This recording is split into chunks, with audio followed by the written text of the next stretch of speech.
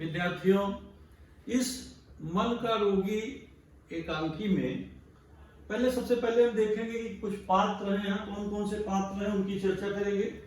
इसमें सलिल नामक पात्र है जो विद्यार्थी है, जिसके आसपास कहानी की धुरी घूमती है। राम किशोर सलिल के पिताजी हैं, रामेश्वरी है माँ है उनकी। इसके बाद रामनाथ चंद्रशेखर या मास्टर है, अध्यापक है सलिल के। तो कहानी में जो मुख्य बात दर्शाई गई है कि किसी भी विद्यार्थी को, छोटे बच्चों को समझाने के जगह यदि उन्हें आप प्रताड़ित करेंगे, मारपीट करेंगे, बच्चे कम नंबर पाते हैं। सभी बच्चे एक बराबर तो पढ़ाई नहीं करते, कोई नंबर कम पा जाता है, कोई ज्यादा पा जाता है। जो नंबर कम पाता है उसके अभिभावक को टेंशन होता है। ऐसी घटना यहाँ पर घटी। इस एकांकी में यही दृश्य देख रहे हैं, पहले दृश्य में दिखाया गया है कि मध्यम वर्गीय परिवार का घर है। रामेश्वर चिंतामग्न दिखाई दे रहे हैं। सलिल का प्रवेश रामकिशोर के सामने से गुजर जाता है। रामकिशोर सलिल नीची गर्दन किए खड़ा रहता है। कहाँ गए थे? राकेश के पास। तुम्हें 1000 बार कह दिया इधर उधर मत घूमा करो। माँ का प्रवेश। क्यों रे, तू घर पर नहीं टिकता? इसे 1000 बार कह दिया कि कमरे में बैठकर पढ़ा कर। रामकिशोर, तुम्हारा लाडला पास होता है प्रमोशन से, यानी कि 2 विषयों में फेल। क्यों रे, शर्म नहीं आती तुझे?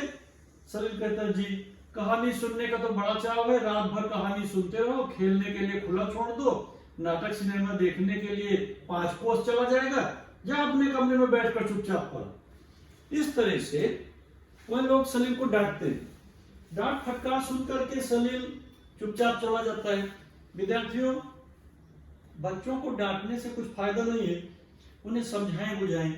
अगर अभिभावक विद्यार्थियों को थोड़ा लाड प्यार करें, अपने साथ उन्हें बैठाएं, कहीं घूमने टहलने ले जाएं, उनकी कुछ जरूरतें पूरी करें, विद्यार्थियों के मन का कुछ काम करें, तो उनका जरा उत्साहवर्धन होता है। कभी डांट दें, ठीक है, गलत काम के लिए उन्हें डांट भी मिलनी चाहिए, पनिशमेंट मिलना चाहिए, लेकिन हर समय एक ही बात, जा कमरे में बैठ पढ़।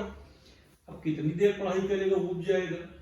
फिर कभी जब वो पूछने आता है पिताजी से कि एक प्रश्न बता दो, पिताजी कहते हैं अध्यापक से क्यों नहीं पूछा, चल भाग यहाँ से, इस तरह कहकर उसे भगा देते हैं।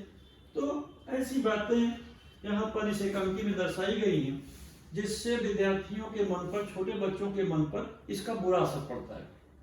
जब मास्टर साहब घर पर आए, उन्हें समझाया कि तुम्हारी गलती है, तुम बच्चे को डांटते क्यों हो, इस तरह फटकार क्यों लगाते हो, उसके मन का कुछ काम करो। आप कभी स्कूल जाते हो क्या?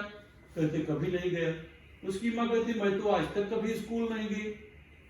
तो विद्यार्थियों के बारे में कुछ पता नहीं चलता उनको। जब कभी आपके माता पिता विद्यालय में आए, अध्यापकों से पूछताछ करें, आपकी हालचाल ले लें कभी, तो इस तरह बच्चों का थोड़ा उत्साह भी बढ़ा रहता है। उनके मन में थोड़ा डर भी रहता है कि अचानक पता नहीं कब पिताजी आ जाएंगे, माताजी आ जाएंगी, प्रश्न पूछ बैठेंगे। तो ऐसे हाल करना पड़ता है विद्यार्थियों को, ना कि सिर्फ डांटो, मारो, पीटो, दंड दो, बल्कि उनके साथ घुल मिल कर रहो।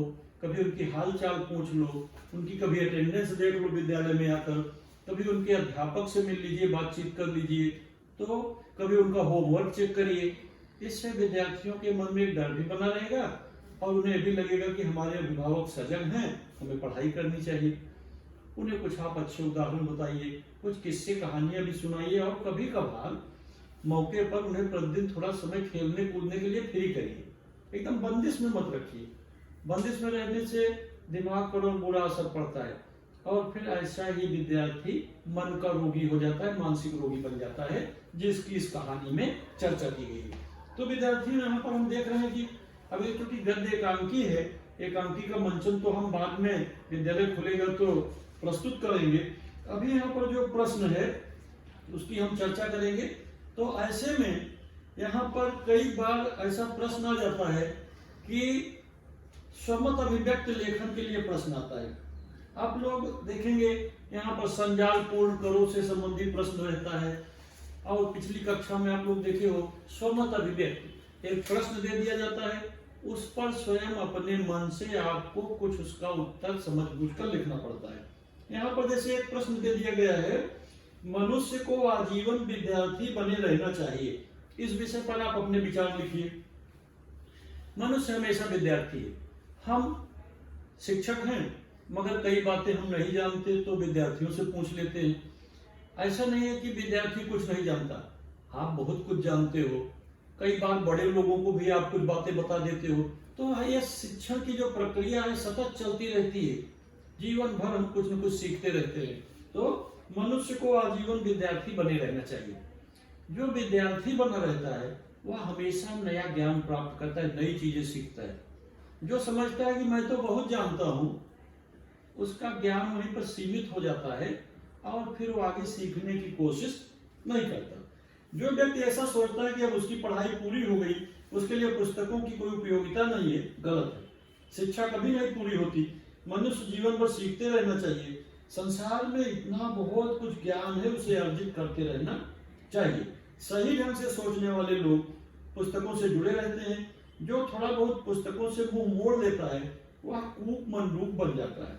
कूप मनरूप एकदम कहते हैं ना कि घोंघा बसंत कहिए, बुद्धू कहिए, काठ का उल्लू कहिए, कई मुहावरे उसके लिए। तो कभी विद्यार्थी को या किसको अपने ज्ञान का घमंड नहीं करना चाहिए कि मैं बहुत जानता हूँ। ऐसा नहीं है। कहते हैं ना जब ऊंट पहाड़ के नीचे आता है तब पता चलता है कि ये तो हमसे बहुत बड़ा है। इसी तरह जो विद्यार्थी अपने को बड़ा ज्ञानी समझता है, मगर जब और होशियार विद्यार्थियों से उसका मुकाबला पड़ता है, जब कंपटीशन में जाता है, उसे लगता है अरे बाप रे, मैं तो इसके सामने कुछ भी नहीं हूँ। तो इस तरह की बातें यहाँ पर मास्टर साहब आते हैं और फिर सलील के संबंध में कुछ बातें बताते हैं। जो बातें बताते हैं उनके पिताजी को समझाते हैं कि इससे सलील मन से स्वस्थ नहीं रहता, कुछ कहना चाहता है किंतु उसकी बात कोई नहीं सुनता है। निराश होने की आवश्यकता नहीं है, अतः आप उसकी बातें सुनिए। तो इस तरह से हमारे अभिभावक को कितने बच्चे की पढ़ाई हुई, कितना नहीं हुआ, इसके सब के बारे में उन्हें पता करते रहना चाहिए और उसकी हालचाल लेती रहनी चाहिए। इससे विद्यार्थियों के मन में एक अच्छा भाव बनता है। अगला यहाँ प्रश्न है, पानी पीजे छान कर मित्र कीजे जानकर। कई बार विद्यार्थी गलत संगत में पड़ जाते हैं, बात सही है। आप जो मित्र चुनते हो, अपना मित्र बनाते हो, अच्छे दोस्त बनाइए। ऐसे दोस्तों को बनाइए कि जिनके बारे में आप जानते हो, अच्छी पढ़ाई लिखाई करने वाले विद्यार्थी हैं, उनका साथ करिए। और फालतू विद्यार्थियों से, घूमने टहलने इधर उधर टपोरीगिरी करने वाले बच्चों से थोड़ा दूर रहिए। और ये अभिभावक को भी चाहिए कि वो अपने बच्चे का हालचाल लेते रहें, उसका दोस्त कैसा है, उसके आने जाने का क्रम। विद्यालय में आप लोग रहते हो तो ये सारी बातें वहां बताई जाती हैं। मनुष्य जो स्वयं करे उसे भूल जाना चाहिए और मित्र जो करे उसे याद रहना चाहिए। यानी हमेशा अपने मित्र के बारे में तो अच्छी बात सोचिए, मगर स्वयं आप भी अच्छा काम करते रहिए, अपने पढ़ाई का ध्यान रखिए। रामकिशोर रामेश्वरी हमेशा सलील को लेकर चिंतित रहते हैं। किस तरह से उनकी चिंता बढ़ती जाती है। सलील परीक्षा में किसी विषय में 2 नंबर पाता है, किसी विषय में 3 नंबर पाता है, किसी विषय में 0 नंबर पा जाता है। तो इस तरह से नाटक के पहले दृश्य में जो आप लोग बातें देखे वहां दिखाई गई। फिर नाटक का दूसरा दृश्य आता है, रामकिशोर कागज पढ़ते हुए कहते हिंदी में 20 में से 1, अंग्रेजी में 20 में से 0, गणित में 20 में से 2, सामान्य ज्ञान में 10 में से 2, सामाजिक विषय में 10 में से 1.5। इस तरह अंक मिले हैं सभी को। जरा आप लोग सोचिए, आप सब लोगों में से किसी को इस तरह परीक्षा में अंक मिलेंगे तो आपके माता पिता भी ऐसे ही सोचेंगे जैसे रामकिशोर सोच रहे हैं। बड़ा टेंशन बढ़ गया है, रोज विद्यालय जाता है, क्या पढ़ता है। तभी उसकी माँ रामेश्वरी आती है, पत्र कहाँ से आया है? सलील के मामा का पत्र आए बहुत दिन हो गए, क्या सब राजी खुशी हैं? रामकिशोर कहते हैं यह पत्र सलील के मामा का नहीं, सलील के पहले टेस्ट का परिणाम है, साथ ही कक्षा अध्यापक का पत्र आया है। तो कक्षा अध्यापक एक पत्र इस तरह से भेज देते हैं, क्या सलील पास हो गया ना? स्कूल तो रोज जाता है, तुम्हारा लाडला बुरी तरह फेल हो गया है। पिताजी बताते हैं। रामेश्वरी कहती है आप निराश मत होइए, सलील अभी बच्चा है, समझ जाएगा। मास्टर जी ने क्या लिखा है? मास्टर जी क्या करें? मास्टर जी रोज आप लोगों को समझाते रहते हैं और आप लोग उनकी बात ही नहीं सुनते। कितने विद्यार्थी तो मास्टर जी क्या पढ़ा रहे सुनते ही नहीं रहे। वही हाल हो जाता है। मुझे एक घटना याद आई, इतिहास के सर पढ़ा रहे थे बच्चों को, दिल्ली में कुतुब मीनार है। 2-3 बच्चे सोनू मोनू राजू बात कर रहे थे। सर ने कहा कि तुम लोग बात कर रहे हो सुन नहीं रहे हो। राजू कहा सुन रहा हूं।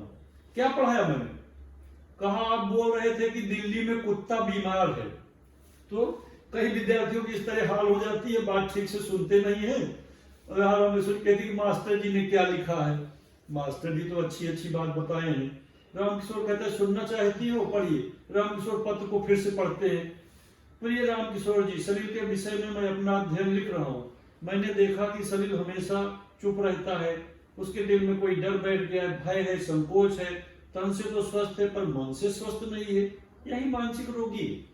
उसका मन कुछ कहना चाहता है पर सुनने वाला कोई नहीं। ऐसा मैंने देखा है। आप इसके परिणाम को देखकर निराश न हो। इस प्रकार की गिरावट कभी कभी बच्चों की उन्नति में आ जाया करती है। हमें इसका हल खोजना चाहिए। धन्यवाद। भौदी रामनाथ, कक्षा अध्यापक 6वीं कक्षा। अब देख रहे हैं कि सलील 6वीं कक्षा का विद्यार्थी है। तो इस तरह की बातें विद्यार्थियों के जीवन में कई बार आ जाती हैं। कई बार विद्यार्थी निराश हो जाते हैं।